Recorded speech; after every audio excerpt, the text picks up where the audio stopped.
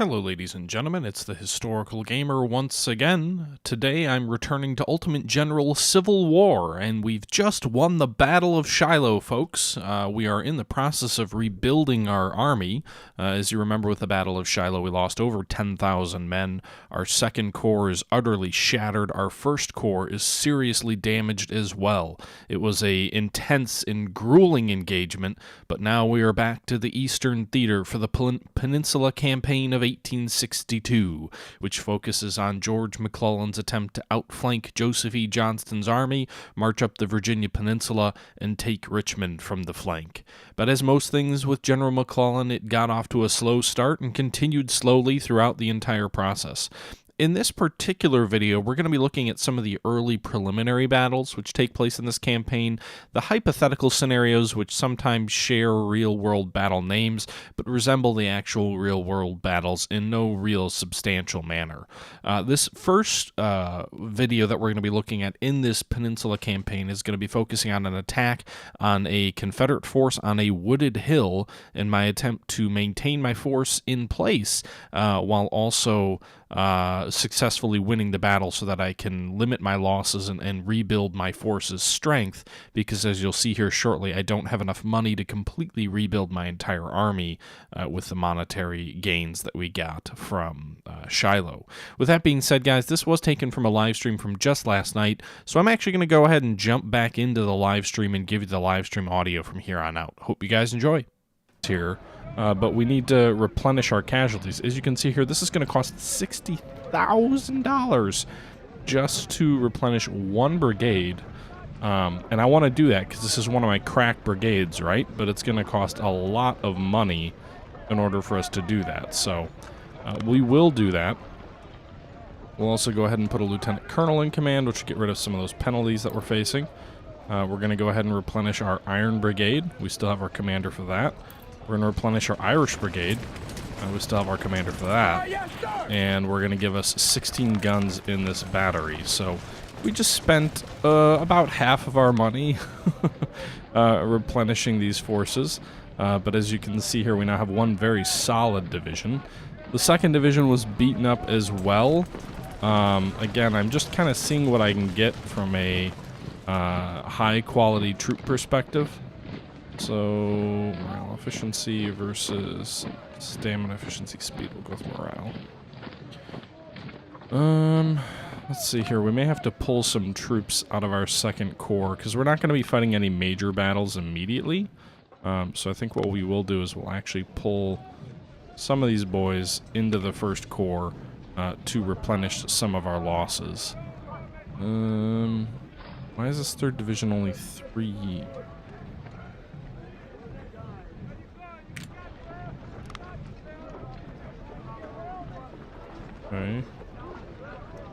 Okay, there we go.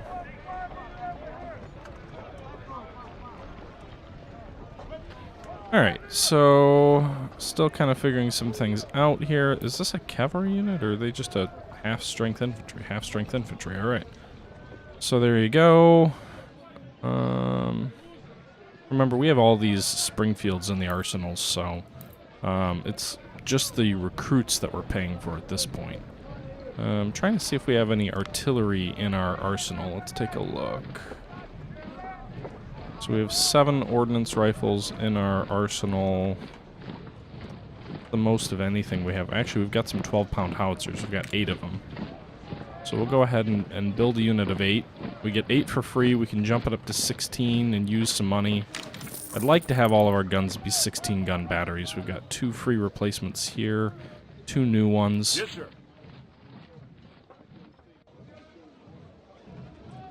Okay. These guys are cheap because they don't have a ton of experience. Probably the same story for these guys also, yep. And then our cavalry, again, we can kind of cheaply replace them as well because they're using crappy weapons. So, we just burned through a lot of money. We need to assign some additional commanders.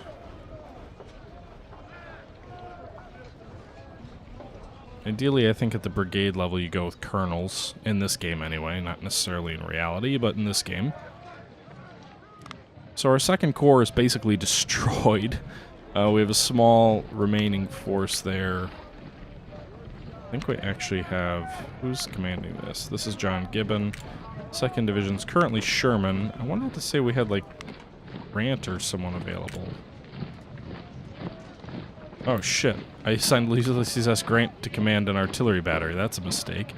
Probably should have a... We'll say I have a major commanding that force. We'll give Grant command of Sherman's division. Yes, sir. That's free to do.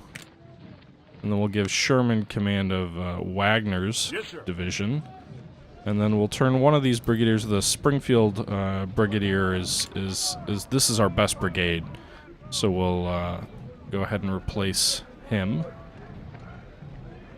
So I think this is probably our best setup at the moment.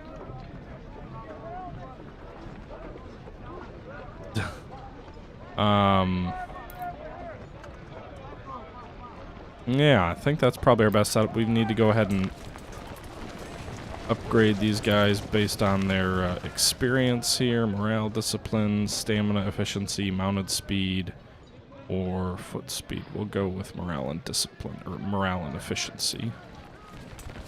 I'm always a fan of morale and efficiency. I believe efficiency controls how quickly troops reload as well. Got a lieutenant colonel available in the reserve. We'll just go ahead and assign him. He's probably overranked as the commander of a battery of artillery, but whatever. Alright, so 16 Napoleons, 16 12-pound howitzers, and 16 6-pound field guns for 48 guns in our first corps. We've got 8 brigades of infantry at 1,500 men each. It gives us 12,000 infantry, 750 cavalry, and 48 guns in this first corps of ours. The second corps is under strength, but actually at this point, you can see here there's a series of battles before our next epic battle, and I believe you only need the multiple corps in the epic battles, so we should hopefully be able to win some of these battles convincingly enough where we can go ahead and ensure that we have adequate forces in the second corps before we fight another battle. Armory, we still have a little bit of money. We got some reboard farmers. I don't think I'll ever use those, so I'm going to go sell those. They only give us a little bit of money. The Sharps I'll keep in stock. The Koken Brother, I'll probably never have a brigade with that, so we'll sell those. And I'm going to keep the ordnance rifles in stock because that's a really good weapon, and for 7 of them to be available, we may, want to build a new artillery battery or something to that effect with those guns. Barracks, we've got 3 wounded commanders. They'll all stay wounded till the next major battle, I believe, is how it works. So that'll remain the same. Supply for these minor battles, 10,500 is probably sufficient. I'll increase it to 2,500 just because we do have an overstrengthed corps. And this is a really good corps in my view. We've got 2 2-star major generals at command of division, Ulysses S. Grant and John Gibbon. We've got William Sherman, a brigadier, in command of the 3rd Division. We've got 4 brigades commanded by brigadier generals, and then all of our other brigades are commanded at the very least by lieutenant colonel or full-bird colonels. Our cavalry is a lieutenant colonel unit. 2 of our artillery batteries are lieutenant colonels. 1 is a major. We've got a lot of reputation we could spend on a lot of things. We could get $100,000 of additional money and then still have an additional 14 left over to spend. We could get some new Springfield rifles if we wanted, but I don't see the point in burning our prestige at the moment, given where we're at. The 1st Division has a unit with Springfield 1855s, 2 units with Lorenzes, so this is a phenomenally armed division. The 2nd Division, things tail off a bit. I think all of our other forces are actually armed pretty poorly. So if we wanted to, we don't have any of these weapons in stock, so I don't think we can actually upgrade. We don't have enough money. That's something worth considering, again, because weapons are expensive. I'm a fan of the Palmetto and Sabres because it gives you a really good melee strength. We could always try and go to the Colts, but again, we don't have enough money for that. So I really don't think, at the moment, we're going to do anything with these 2nd and 3rd divisions. We'll just be aware that our named brigades, the Springfield, Iron, and Irish, all have very good weapons, so we should probably treat them carefully. The rest of the brigades I'm going to leave named what they are because, frankly, let's just be aware that they're not terribly well armed, so we don't need to be quite as careful with, you know, how we treat them. Someone in the chat says you get the Henry rifle. There's 8 of them in the shop, so the most we could arm is 8 men. We don't have an 8-man brigade, so we can't really do that. The Colt model or repeater as well, there's only 130 of them in the shop, so it'd probably have to be like a skirmisher unit to do that. So I don't really see, you know, the value in doing that right now. Alright, so, sorry DC Badger, already did the UGCW giveaway, so no giveaway tonight. Alright, so I think Secure River is the first one. If we look at the dates, that's still 1861. So we'll start with Secure River. The Army is preparing for offensive operations in the Virginia Territory. You've been assigned to advance ahead and secure a safe passage for our reinforcements that move from the northwest. Our scouts reported that a significant rebel force under General Bragg has been deployed on a hill. We need to seize that strategic position and eliminate the rebel threat. 2 ironclads will support your advance, so we're going to have some naval support here. You can see a victory will give us $100,000 as well as 4,700 new recruits. The recruits aren't really an issue. We've got 10,000 of them in reserve. It'll give us a little bit of prestige, not much. If we lose, we'll lose quite a bit. So let's go ahead and jump in here. I don't know if I can bring my full corps to this battle or not. I guess we'll see. 12 brigades. 12 brigades. So actually, yeah, we've got 8 infantry, 3 artillery, 1 cavalry. So we can bring our entire force here. You can see here we're going to be attacking a hill. It looks like pretty open terrain, so I don't want to butcher my army. The enemy has 16,000 men and 48 guns based on our intelligence. But we'll see how accurate that really is. So the operation in Virginia commenced for our army. We have to land a portion of our corps divisions into enemy soil and start securing land for the Union. Okay. General Bragg is waiting for us on the hill. We have to harass or on the hilltop and harass our forces. We cannot advance if we do not repel him. Can't speak. So they've got some pretty good defensive ground. Our troops have to cross the open ground. So we need to be really cautious, as this says. This would be a recipe for heavy losses if we advance across open ground toward an enemy position. Alright, so with that being said, we're going to get ironclads here. I think what we do in this battle, and I haven't played this one before, but I think what we do is we hold on the left, we advance on the right. I'll try and swing up around these woods and flank them from the south, and then, you know, overrun them there. So I think what we'll do is we'll go ahead and we'll put Irish Brigade will be on the left, really to defend. We're going to stay back here by our ironclads. We'll go ahead and put the Springfields, Gowan's men. I'm trying to get these guys in somewhat of cover. Again, there's not a lot of options here. I guess 44 cover there from McClellan. The Iron Brigade is in 62 cover here. And then we're going to stack up over here on the right. Maybe some reserves. These guys, I think, are relatively green, so we'll kind of... I don't know if I can... Oops. No. I'd like to shift them. I don't know how to change their basing. Doesn't look like it lets me do that. I can do that really quickly after. So those guys will kind of cover up the gap. The Iron Brigade will be in reserve. So we're really stacking up here on the southern portion of the battlefield. Go ahead and put some artillery in here to support the Irish Brigade. We'll also put a battery of artillery up here. So actually, let's draw McClellan back a little bit. Put this artillery up front. And... oh, I just figured out... not really sure how I did that. Okay. Anyway. And 1 battery of artillery over here on the right. Actually, 2 batteries here. Meanwhile, our cavalry will, I suppose, protect our advance. Our supplies will also kind of be here in the rear toward our ironclads. I'm going to use these ironclads to break up any enemy attacks if they do come. And then we'll put our officer over here. Okay, so we'll see how this all plays out. Put these guys in these woods. Shift him over this way. And shift these guys this way.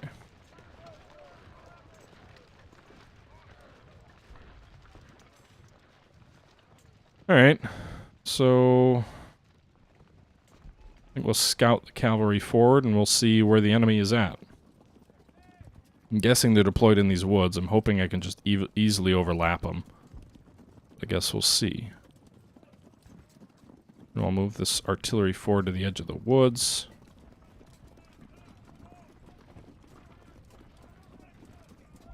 Okay, so there's some enemy artillery here.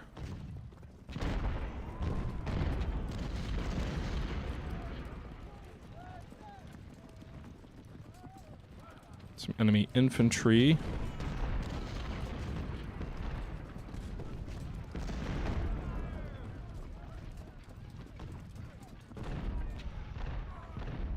Alright, so that actually looks pretty good.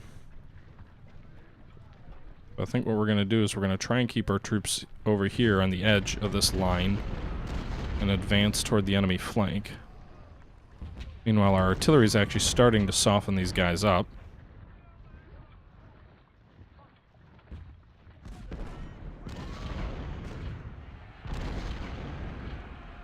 Why do I hear cheering rebels? I don't see anything. A little bit concerning. Oh, okay.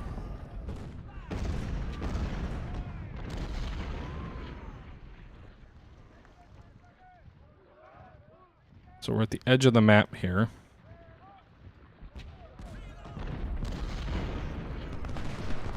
Alright, so again, these are my... I think these are my crappier troops. I sure hope they're my crappier troops. Yeah, they don't have a ton of experience. So again, using them kind of as cannon fodder I'm okay with.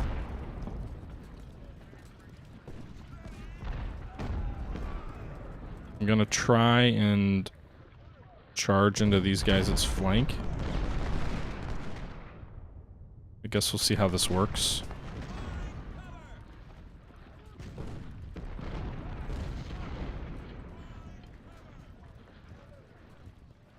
And then at the very least, even if the cavalry doesn't succeed, they're going to expose Jackson's flank here.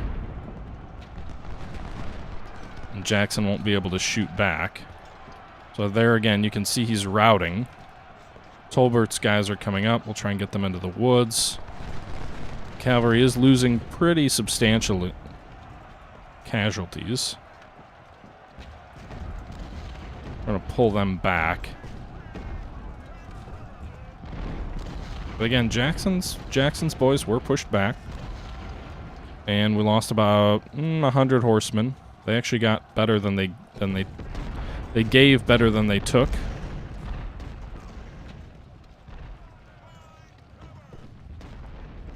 Bring the Springfield boys up. This is a bit of an attack in echelon. I thought the enemy might come at their flank here, but so far we've only got a portion of our force engaged.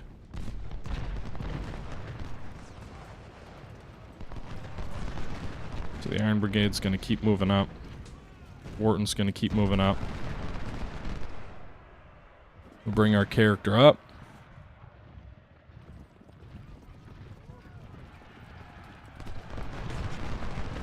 Okay, so the enemy is bringing some additional troops forward. These guys have a little bit of cover.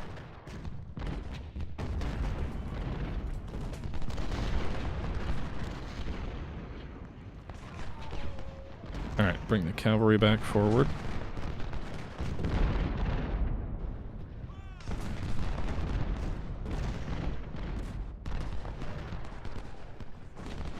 And we're actually going to charge into Jackson's flank again with this cavalry.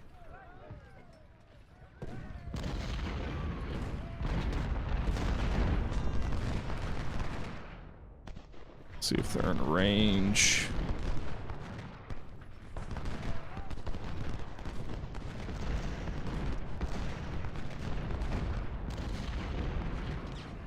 Okay.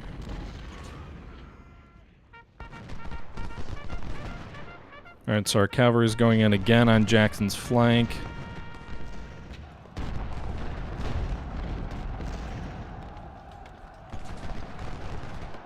Again, it looks like they're pushing them back. And then a free volley by the Iron Brigade into them. You can see them dropping like flies. Anderson's driven back. So it does look like we've succeeded in at least starting to turn the rebel lines. Now we can get into these woods and get some cover.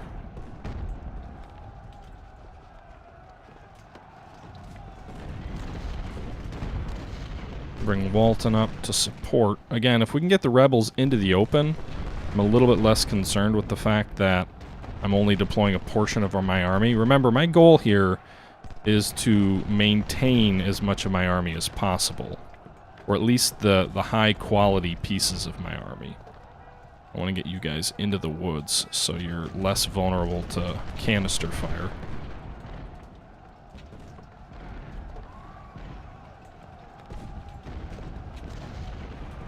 Okay, so Jackson's guys are on the edge of the map.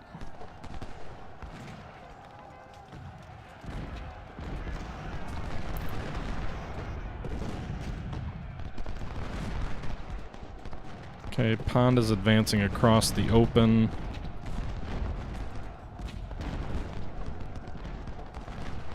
Manny, so the cavalry commander is dead.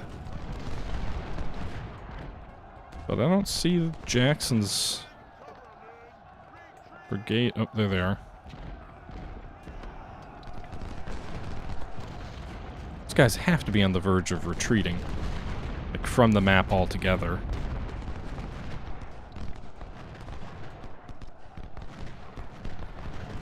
Okay, so we push their artillery back.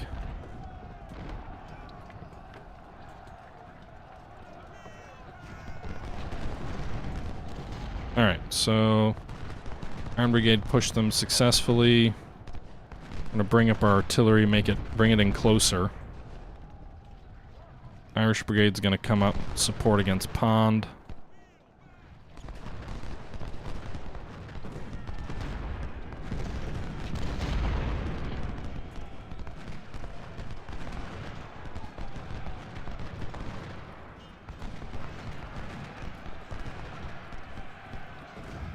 Alright, so now that we have them flanked, we can kind of advance on them through these woods.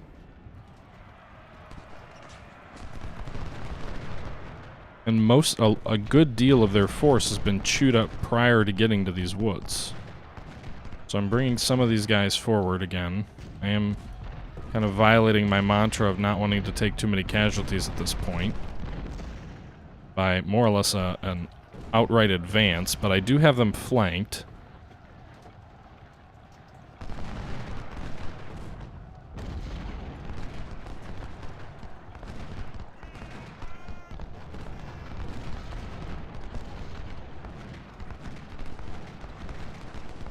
Okay, so you see Tobert's taken some losses. Rather substantial losses. Don't charge him, just...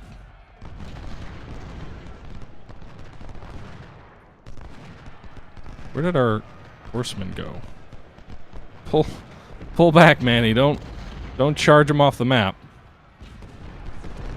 Alright, the Iron Brigade is in mediocre cover.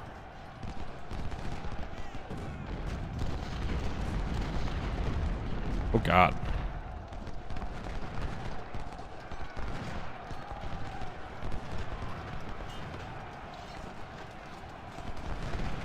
Walton's brigade's gonna get shattered. So I've effectively broken their flank, I think, but what I haven't done is one of their flanks, but I haven't broken their other flank. We are losing pretty heavy casualties here against some of their forces on the left.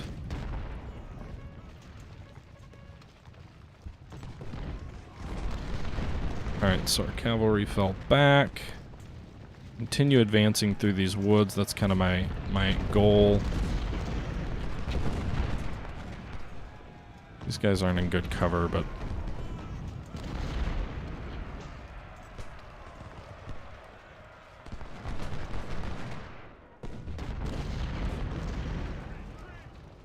Okay. So, at this point, as long as we hold our objectives, that's all that really matters. I think at this point we just kind of halt. Hold and make sure we don't take too many casualties from here on out.